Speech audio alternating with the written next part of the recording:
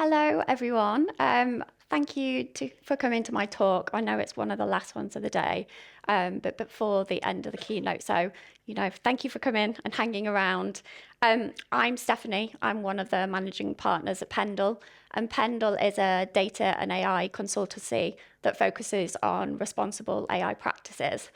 So that sounds very theoretical and airy-fairy, but hopefully after the end of this session, you'll get a true meaning of what that really means. And why I wanted to present on this today is hopefully that you all know there's currently a lack of AI regulation within the UK. We do have the EUA Act, which high-risk systems come in force next year.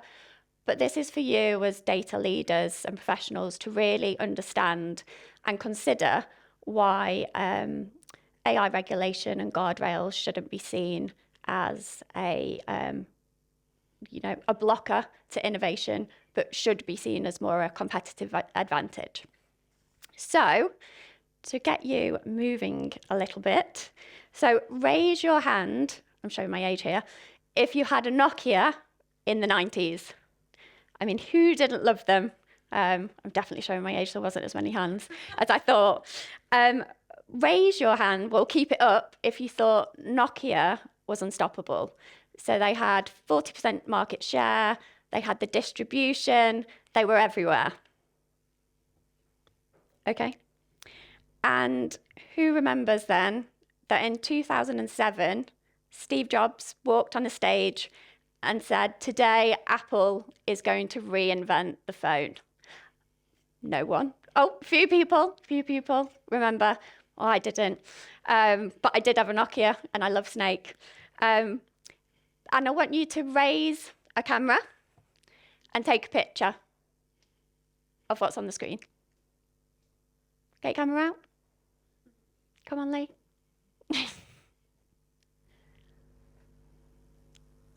How many of you took it on an iPhone? No? Majority. And that's because in 2013, Nokia was dead. In just 6 years, it didn't exist anymore. And that is true disruption in action. Now that is just a product, one product in one company. What AI is doing is disrupting every industry, every company. And so if you're not on the AI journey now, you're going to be left behind.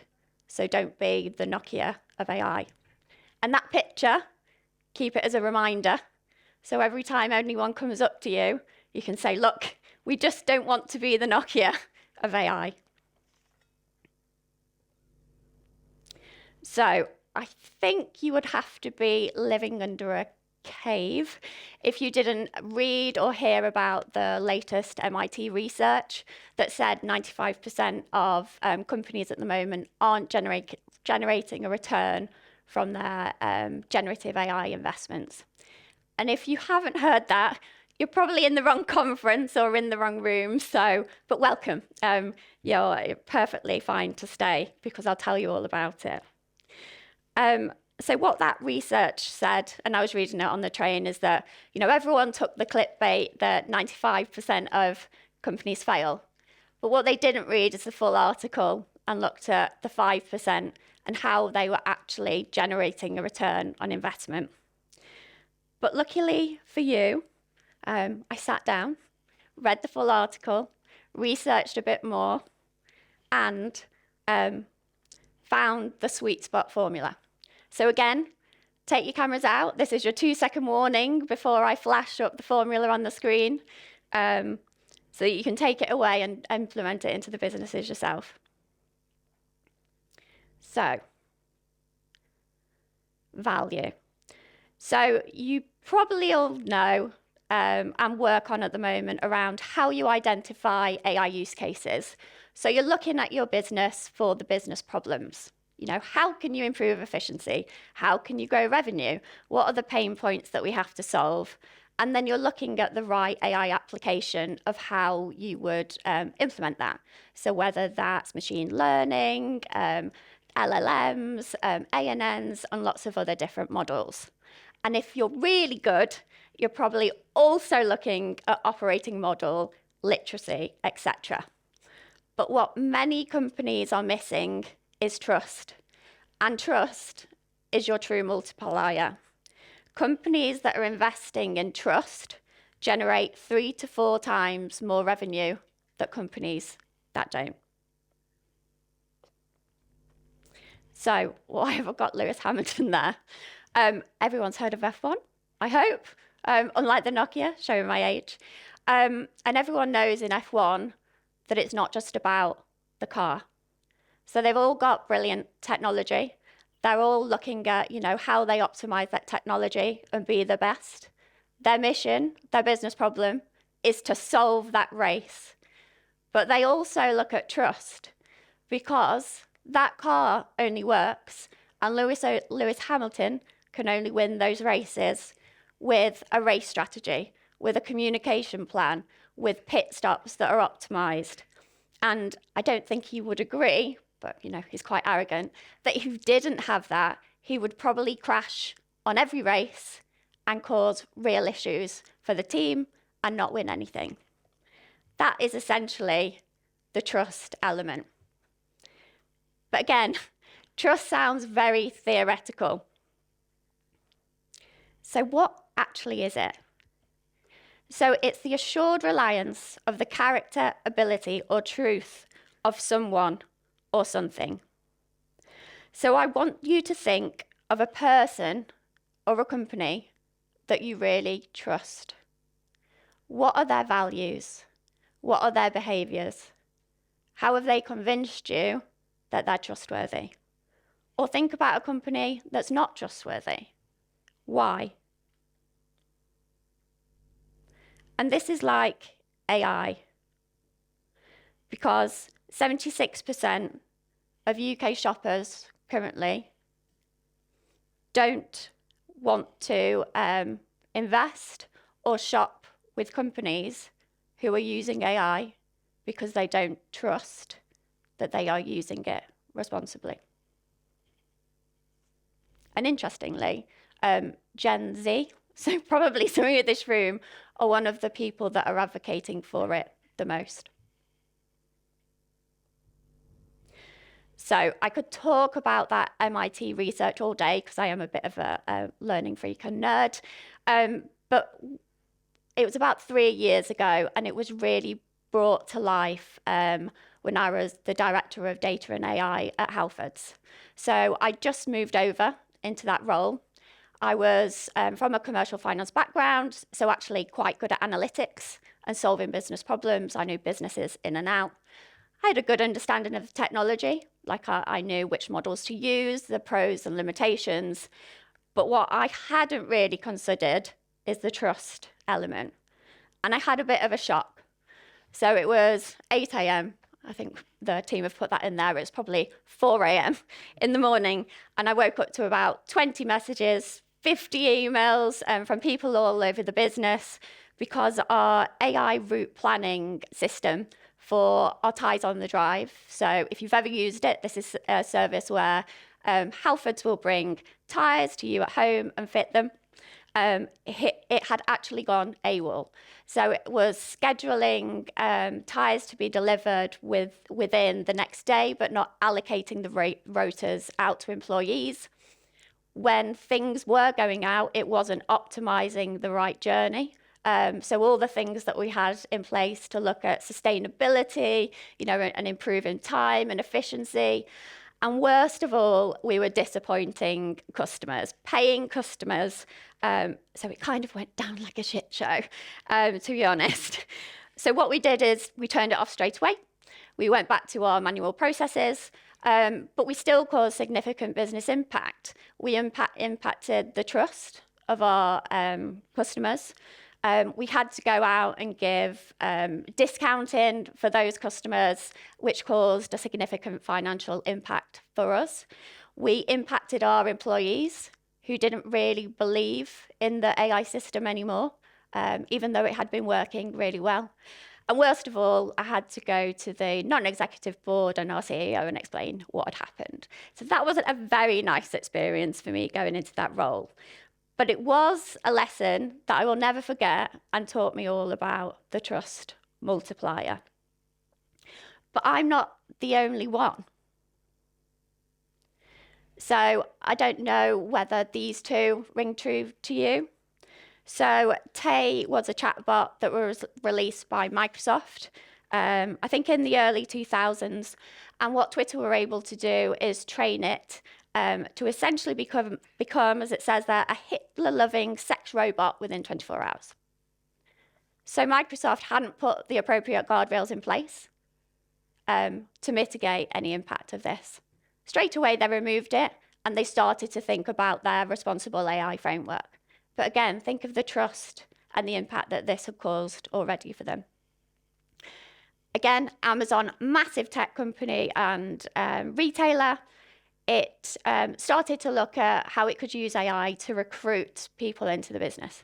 Because of the data that it had, because essentially it had been recruiting a lot of men, so it had biased data sets, the recruiting tool showed bias against women, but also other ethnic minorities.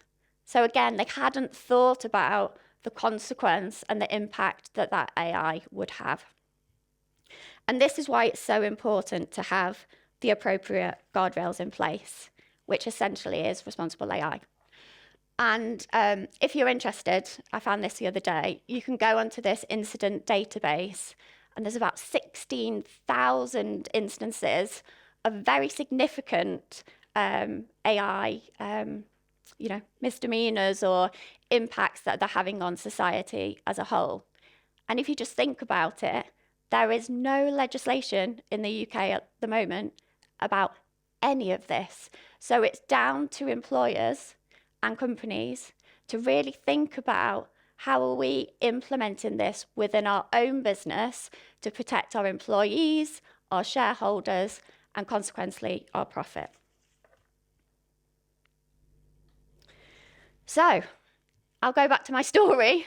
When we did go back up to the board and the exec, we had a big conversation. Was about who was accountable. Was it commercial? Was it operations? Was it data? Who was it? We hadn't agreed up front who was accountable. It's not the AI. So you really have to think about who is accountable for these AI systems. But to be accountable, you really have to understand it. And if you don't understand it, people won't become accountable for the solution that you're building. And it's up to the companies to decide and take accountability of who and how that impact will have. So there isn't a black and white answer for this. It's all on a sliding scale. And it's up to you how you decide where your risk level is and the tolerance and impact that you're willing to have on the customers that you serve and your employees at this moment in time. But be aware of the consequential risk on the other side. So I've blabbered on, and you're probably thinking, well, what are the principles of responsible AI? So I'll start through them. There's 7, but I'm really going to go through them at a top level. There's loads of deep insight that you can go into this, so I would suggest kind of further reading on this topic. But to go through them at a super high level is about the first one, just not there, transparency and explainability. So do you understand the life cycle of how you collect your data, build your models, deploy your models, and then in time retire them? With some of the more complex technology today, which is essentially black box, so I think of ANNs, if there's any AI people in the room, you will never solve a black box challenge. It is too complicated. And anyone who tells you that they can, well, they must be like Stephen Hawking and an absolute genius, because now the parameters that you're able to build with large language models is as complex as the human brain. And we don't understand the human brain. So how can we understand a black box model with the same parameters? But what we can do is understand the output and take accountability and understand and give explainability to the output. We need to ensure that the model is fair and does not discriminate. So going back to the Amazon example, how are we ensuring that our data and our models are reflective of the society, because then they will perpetuate in terms of the impact that they will have. And accountability, as I spoke through, it is fundamental that us as humans have accountability for the output that the output and the impact that these AI models implement. So this is a hot topic at the moment: safety and security. So if I go at a really simple level, this is about making sure that you know your data and your AI models are secure and safe. But if you look at what's happening in the moment with Marks and Spencer, Co-op at the moment, GLR, Land Rover at the moment, they've all been hacked by phishing, which is, well, it's not released, but reading between the lines, it's obviously by some form of advanced AI models. So they haven't looked at their architecture, their IT architecture, to understand the impact that AI is now going to risk to their organisation. So M&S, it's cost them £300 million, and customers are probably thinking, God, where has my data gone? I don't know for Co-op. And Land Rover, I heard it on the news today that if you think about all the smaller suppliers that are actually selling components into Jaguar Land Rover, you know, Jaguar Land Rover can probably take it. These small suppliers are going to be out of business because they only serve Jaguar Land Rover. And as I said, there's absolutely loads of research about this if you now go and dig a little deeper. Privacy, so I'll go through these a little quicker. So again, privacy mainly linked to GDPR, so something not unusual or new. Sustainability, so how are you building your AI models with the right level of compute and looking at the impact that they are having on the environment, such as CO2, water usage, etc. And human oversight. So I truly believe that there should always be a human in the loop in any system. So you may have seen organisations such as Klarna and Tesla looking at how they can completely remove humans from their operations and processes. There are always edge cases in AI. You know, things that it doesn't understand, things that are coming up that are new. So you always need that human in the loop to make sure that the AI is operating how you would want it to. So you're probably thinking, God, well, I've been told to deliver AI. I haven't got time to think about all that. So us at Pendle, this is one of our specialities. I've spent a lot of time learning about this on my own through research, but also at Oxford. And we've developed a Pendle Responsible AI playbook. So what this is, it's around how you start to assess your AI models, then how we can go on to advise against all those responsible AI policies based on where you are on that assessment, how we then can build your AI products to ISO standards. So if you look at a lot of third-party suppliers at the moment, or even other consultancies, they're not building to ISO standards because it's not a must-have. It's a choice of whether you would want it or not. How you then deploy it, so through operating model and the right skills. And then lastly, we probably don't think the market is quite there yet, unless you're from financial services or life sciences. But how do we look and come and give a independent assurance of your AI systems? So you've got actually someone in and saying, we've been independently assessed, that we are thinking about all the responsible AI things that we have to the best global standards. So we constantly scan all the global standards, update our information in real time, and change our operating models accordingly. So I predict, and you can hold me to this, that it says 5 years' time here, but I think it's a little bit less. In about 2 to 3 year time, AI will become a commodity. So technology is moving so quickly. There are becoming really dominant people in the market that actually the technology element won't be any different. Everyone will have access to the best quality AI tools. What will make the difference is how you use these tools, how they align with your values, and how you build trust with your consumers. Because otherwise, how are you going to be different than everybody else?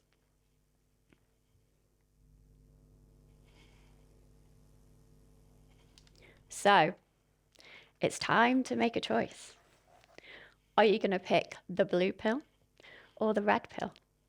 So the blue pill is you treat responsible AI and the guardrails around it as a nice to have. You think it'll slow you down, you've got time to wait, and you'll just have amateur racing protocols like F1. Well, not like F1. Or you'll take the red pill and you'll embrace AI and build to Formula One caliber. You'll have the protocols that enable you to go faster and the guardrails to ensure that you deliver value more than anybody thought possible. I really believe that 2 to 3 years from now, we'll look back at this moment and it'll be the time of great sorting. So companies will either fall into the championship level and they'll win, or they'll be the boy racers. So you've probably heard so much today and over the last few days about the benefits of AI, of which there are magnitudes of it. I love AI. I use it in everything that I do, but very responsibly. But there also is a lot of challenges, risks, and excitement. But we can't overlook the AI principles to protect the business.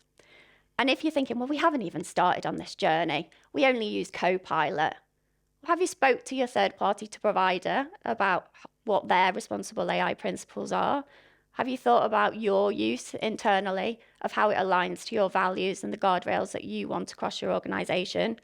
If you haven't, I'd just start there. So, lastly, it's been a joy speaking to you.